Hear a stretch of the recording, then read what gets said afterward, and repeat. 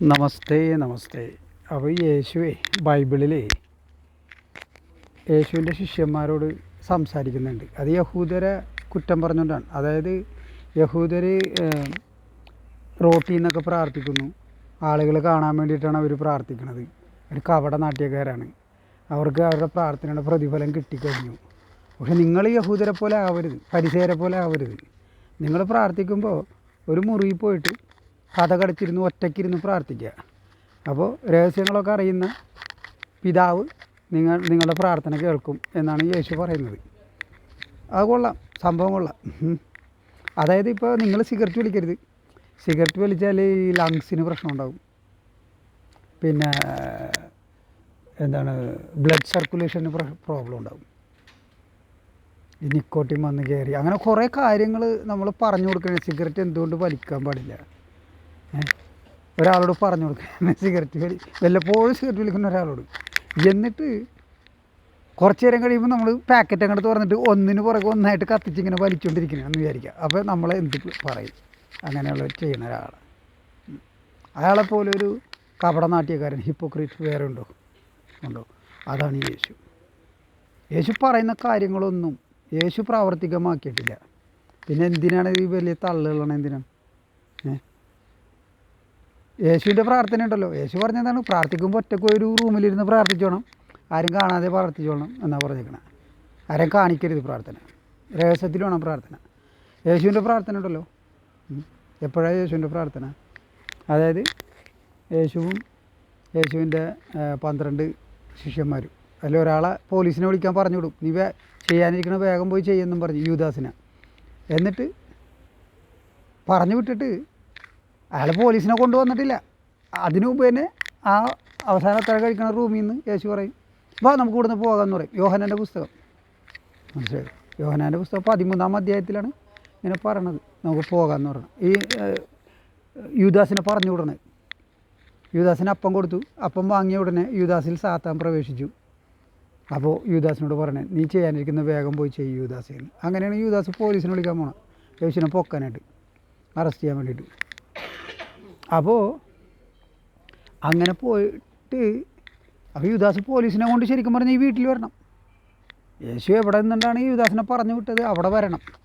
പക്ഷേ കുറച്ച് നേരം കൂടി യേശു അവിടെ നിന്ന് സംസാരിച്ചിട്ട് യേശു പറയും, വരൂ നമുക്ക് ഇവിടെ നിന്ന് പോകാമെന്ന് പറയും. ശിഷ്യന്മാരോട് പറയും, ബാക്കി 11 പേരോട്. അപ്പോൾ 11 പേരായിട്ട് നടന്ന് പാട്ടും പാടിയാണ് പോണത്. ഭയങ്കര ഹാപ്പിയായിട്ട് പാട്ടും പാടി ഗെത്സമനിയിലോട്ട് പോകും. അത് ജെറുസലേമിൽ തന്നെയുള്ള ഒരു ഗാർഡൻ, ഒരു തോട്ടം. അവിടെ പോയിട്ട് യേശു 3 ശിഷ്യന്മാരെ കൂടെ കൊണ്ടുപോകും പ്രത്യേകം. 11 പേരിൽ 8 പേരെ പിന്നിലാക്കിയിട്ട് നിങ്ങോട്ട് ഇരുന്നോ, ബാക്കി 3 പേരെ കൂടെ വിളിച്ചുകൊണ്ട് പോകും.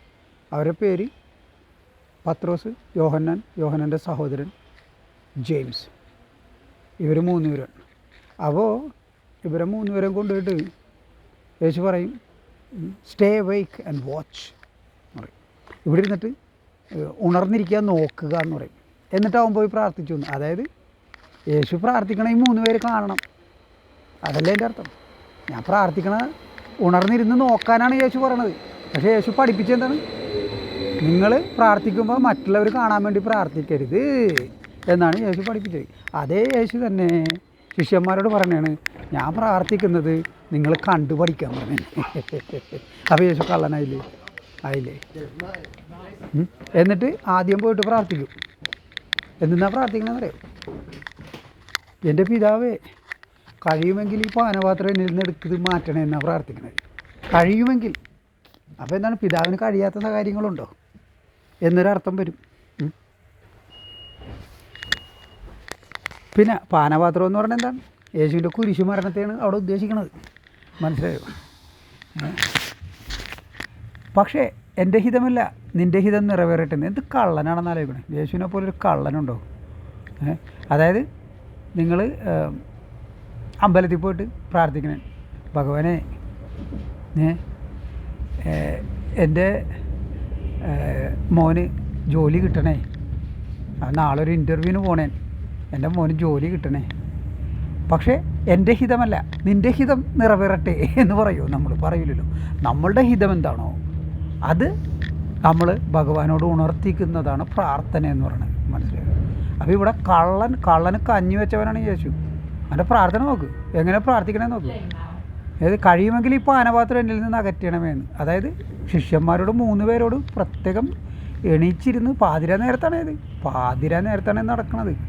എണീച്ചിരുന്ന് പാതിരാണെങ്കിൽ നിങ്ങൾ ഉറങ്ങരുത്, ഞാൻ പ്രാർത്ഥിക്കണത് കണ്ട് എന്താണ്, ഏതൊക്കെ വാക്കുകളാണ് ഞാൻ പറയുന്നത് അതൊക്കെ കേട്ടും മനസ്സിലാക്കാനാണ് പറയണത്. ഏത് ഒറ്റക്കൊരു മുറിയിരുന്ന് പ്രാർത്ഥിക്കണമെന്ന് പറഞ്ഞ ആൾ ശിഷ്യന്മാരുടെ മുമ്പിൽ നാടകം കളിച്ചുകൊണ്ട് പ്രാർത്ഥിക്കണം. ഇത് പറഞ്ഞിട്ട് ഈ 3 ശിഷ്യന്മാരോടും നിങ്ങൾ ഇവിടെ ഇരുന്ന് ഞാൻ ചെയ്യുന്നത് കാണൂ, പ്രാർത്ഥിക്കുന്നത് കാണൂ എന്ന് പറഞ്ഞിട്ട് അവൻ ഒരു കല്ലേറ് ദൂരം മുന്നോട്ട് നടന്നു. കല്ലേറ് ദൂരം, ഓ എന്താ എളുപ്പം, ദൂരം കണക്കാക്കാൻ ഭയങ്കര എളുപ്പമല്ലേ കല്ലേറ് ദൂരം എന്ന് പറയുമ്പോൾ ഇല്ലേ. ഇപ്പോൾ നമ്മൾ തുമ്പിനെ കൊണ്ട് കല്ലെടുപ്പിക്കണം എന്ന് പറയില്ലേ, അതൊരു കൊച്ചു കല്ലാണ്, വളരെ ചെറിയൊരു കല്ലാണിത്. അത് എറിയണമെങ്കിൽ കുറച്ചധികം ദൂരം പോകും. അതേപോലെയാണ് ഒരു വലിയൊരു കല്ലെറിയണത്. 10-20 കിലോ ഉള്ള ഒരു കല്ല് എറിഞ്ഞു കഴിഞ്ഞാൽ അപ്പോൾ കല്ലേറ് ദൂരം എന്ന് പറയുന്നതിൽ അർത്ഥമില്ല. അങ്ങനെ ഒരു ദൂരം നമുക്ക് കണക്കാക്കാൻ പറ്റില്ല. കല്ലേറ് ദൂരം എന്ന് പറയുമ്പോൾ അത് എത്ര ദൂരം വേണമെങ്കിലും depending on the size of the stone, കല്ലിൻ്റെ ഭാരം അനുസരിച്ചിരിക്കും അതിൻ്റെ ദൂരം കണക്കാക്കാൻ പറ്റുന്ന. അപ്പോൾ കല്ലേറ് ദൂരം എന്ന് എഴുതിയിരിക്കുന്നതിൻ്റെ തട്ടിപ്പാണ്. എന്തായാലും കുറച്ച് ദൂരം അങ്ങോട്ട് പോയി യേശു കമിഴ്ന്ന് വീണു എന്നാണ് പറഞ്ഞേക്കണം.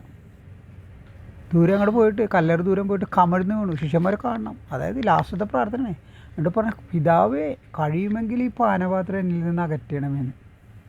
അതായത് കഴിയുമെങ്കിൽ നീ എന്നെ കൊല്ലരുത്, എനിക്ക് ചാകാൻ താല്പര്യമില്ല, പക്ഷേ ഞാൻ ചത്താലേ മനുഷ്യ വംശം രക്ഷപ്പെടുകയുള്ളെങ്കിൽ ഞാൻ ചാകാം എന്നർത്ഥത്തിലാണ് പറഞ്ഞത്. മനസ്സിലായോ?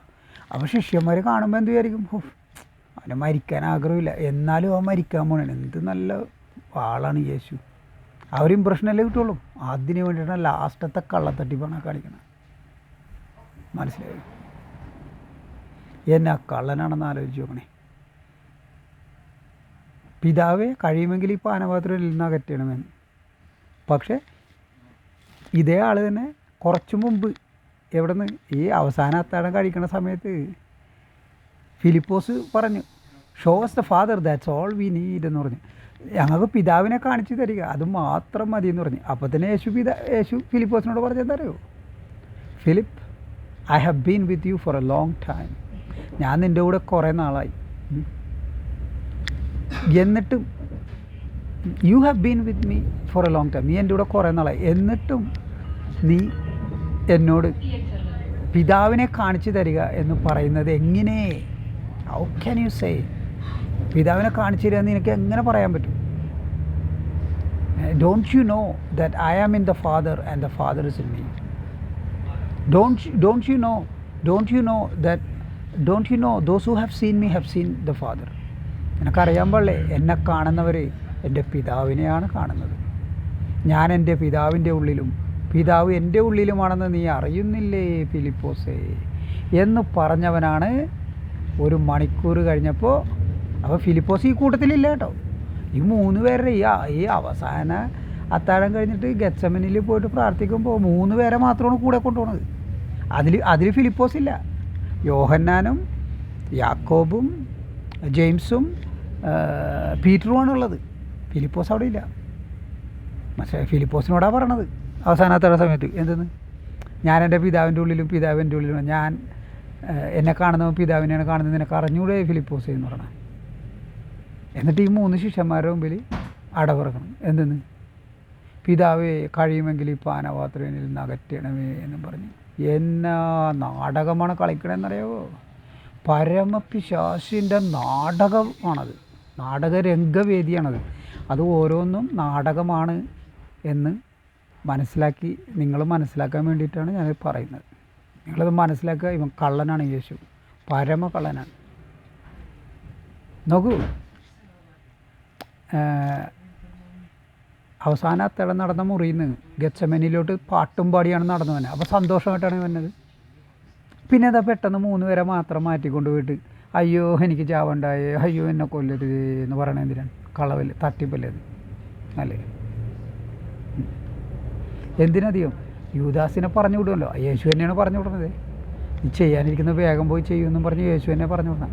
യൂദാസ് പുറത്തോട്ട് പോകുമ്പോൾ തന്നെ യേശുവിൻ്റെ ഒരു ഹാപ്പിനെസ് ഉണ്ട്. അത് പോലീസിനെ കൊണ്ടുവരുമല്ലോ, യേശുവിനെ കുരിശിൽ തറക്കുമല്ലോ. അപ്പോൾ മനുഷ്യകുലത്തിന് വേണ്ടി യേശു മരിച്ചു എന്ന് പറഞ്ഞ് ക്രിസ്തുമതം ഉണ്ടാക്കാമല്ലോ. ക്രിസ്തുമതത്തിൻ്റെ അടിസ്ഥാനം അതാണ്. ഈ യേശു എന്ന് പറയുന്നത് ഇസ്രായേലിൽ തന്തയിലാണ്ട് ജനിച്ചവൻ മരിച്ചപ്പോഴാണ് മനുഷ്യർ പാപത്തിൽ നിന്ന് മോചിതരായത്. എന്താ നല്ല കഥ, എന്ത് നല്ല കഥ. ഒരു തന്തയില്ലാതെ ജനിച്ചൊരുത്തൻ ആണ് നമ്മുടെ രക്ഷകൻ, ലോകത്തിലെ സകല മനുഷ്യരുടെയും രക്ഷകൻ തന്തയില്ലാത്തവനാണ്. അപ്പോൾ മനുഷ്യരാരായി? മനുഷ്യരൊക്കെ തന്തയില്ലാത്തവരെ എന്ന് വിളിക്കണതിന് തുല്യമല്ലേ അത്? അല്ലേ? നിങ്ങളുടെ രക്ഷകൻ നിങ്ങളെക്കാളും ഉയർന്നവനാണ്. അത് മനസ്സിലാക്കുക. അവനെങ്ങനെ ഒരു തന്തയില്ലാത്തവനാവും? എങ്ങനെ തന്തയില്ലാത്തവനാവും? അതാണ് യേശു.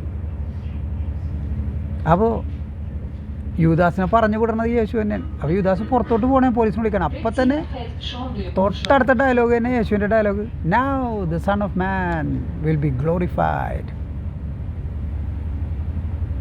മനുഷ്യപുത്രൻ ഇതാ മഹത്വവൽക്കരിക്കപ്പെട്ടിരിക്കുന്നു, ഇപ്പോൾ മഹത്വവൽക്കരിക്കപ്പെടും. അതായത് പോലീസിനെ കൊണ്ടുവരും, ചാകും, അപ്പം മഹത്വവൽക്കരിക്കപ്പെടും. അവനിൽ പിതാവും മഹത്വവൽക്കരിക്കപ്പെടും. അങ്ങനെയാണ് എഴുതിയേക്കണം. അതായത് ഭയങ്കര ഹാപ്പിയാണ് യൂദാസ് പോലീസിനെ വിളിക്കാൻ പോകുമ്പോൾ. എന്നിട്ട് പിന്നെ എന്തിനാണ് കഴിയുമെങ്കിൽ ഈ പാനപാത്രത്തിൽ നിന്ന് അകറ്റണമെന്ന് കരയണം? എന്തിനാണ്? കരച്ചിലല്ലേ അത്? അവിടെയാണ് നിങ്ങൾ പിശാചിൻ്റെ കൗശലം നിങ്ങൾ മനസ്സിലാക്കേണ്ടത്. ഇതിങ്ങനെ എനിക്ക് കാണിച്ചു തരാൻ പറ്റുള്ളൂ, ലോജിക്കലായിട്ട് മാത്രം കാണിച്ചു തരാൻ പറ്റുള്ളൂ. നോക്കൂ, മനുഷ്യർക്ക് എന്ന് പറഞ്ഞാൽ സത്യം പറഞ്ഞാൽ നമ്മൾ മനുഷ്യരെന്ന് പറഞ്ഞ ആൾക്കാർക്ക് എനിമി ഉണ്ടാവാൻ സാധ്യതയില്ല. കാരണം എന്താണ്? കാരണം നമ്മളത്ര ശക്തരാണ്. നമ്മുടെ ശക്തി എന്ന് പറഞ്ഞാൽ നമ്മുടെ ബുദ്ധിശക്തിയാണ്. മനസ്സിലായോ? കായിക ബലമല്ല. കായിക ബലം നോക്കുകയാണെങ്കിൽ സിംഹത്തിനൊക്കെ നമ്മളെക്കാളും 10 ഇരട്ടി 20 ഇരട്ടി ബലമുണ്ട് സിംഹത്തിന്. മനസ്സിലായോ? ഭയങ്കര പവർഫുള്ളാണ് സിംഹവും കടുവ, ആന ഒക്കെ ഭയങ്കര പവർഫുള്ളാണ് മനുഷ്യരെക്കാളും. കായിക ബലമല്ല, ബുദ്ധിശക്തിയാണ്. നമ്മുടെ ബുദ്ധിശക്തിയിലാണ് നമ്മൾ എല്ലാ പ്രാണികളിലും മുമ്പനായിട്ട് നമ്മൾ വിരാജിക്കുന്ന ബുദ്ധിശക്തി ഉണ്ടാകും. മനസ്സിൻ്റെ പവറാണ്, ആന്തരിക ശക്തിയാണ്. മനസ്സിലായോ? അപ്പോൾ ഇത്രയും ബുദ്ധിശക്തിയുള്ള ജീവിയാണ് മനുഷ്യൻ. ഇപ്പം ഞാനിവിടെ നിന്ന് സ്വിറ്റ്സർലൻഡിൽ നിന്നുണ്ടാവും, ജോലിയും കഴിഞ്ഞ് ട്രെയിനിൽ നിന്ന് വീട്ടിലോട്ട് പോകണേ. അപ്പോൾ നിങ്ങളോട് സംസാരിക്കുന്നു. നിങ്ങൾ ചിലപ്പോൾ ഫോർട്ടുഗലായിരിക്കും, അല്ലെങ്കിൽ പാലക്കാടായിരിക്കും, അല്ലെങ്കിൽ ഗൾഫിലായിരിക്കും, അല്ലെങ്കിൽ ഓസ്ട്രേലിയയിലോ കാനഡയിലോ എവിടെയെങ്കിലും ആയിരിക്കും. പക്ഷേ എൻ്റെ അടുത്ത് തൊട്ടടുത്ത മുറിയിലിരുന്ന് സംസാരിക്കുന്നത് പോലെ നിങ്ങൾക്ക് കേൾക്കാൻ പറ്റുന്നില്ലേ? ഇല്ലേ? അപ്പോൾ അതെന്നാ പവറാണത്? അതാണ് ബുദ്ധിശക്തി കൊണ്ടുള്ള പവറാണത്. മനസ്സിലായോ? അപ്പോൾ ഇത്രയും ബുദ്ധിശക്തിയുള്ള മനുഷ്യനെ ശത്രു എങ്ങനെ ഉണ്ടാവും? എങ്ങനെ ശത്രു ഉണ്ടാവും? മനുഷ്യന് തുല്യനാരുമില്ലല്ലോ. ആരുമില്ല മനുഷ്യന് തുല്യനായിട്ട്, തുല്യത പറയാനായിട്ട് ഭൂരിപക്ഷം ബുദ്ധിശക്തിയിൽ. അപ്പോൾ നമുക്ക് അങ്ങനെ ഒരു ശത്രു ഉണ്ടെങ്കിൽ അവൻ ആരായിരിക്കണം?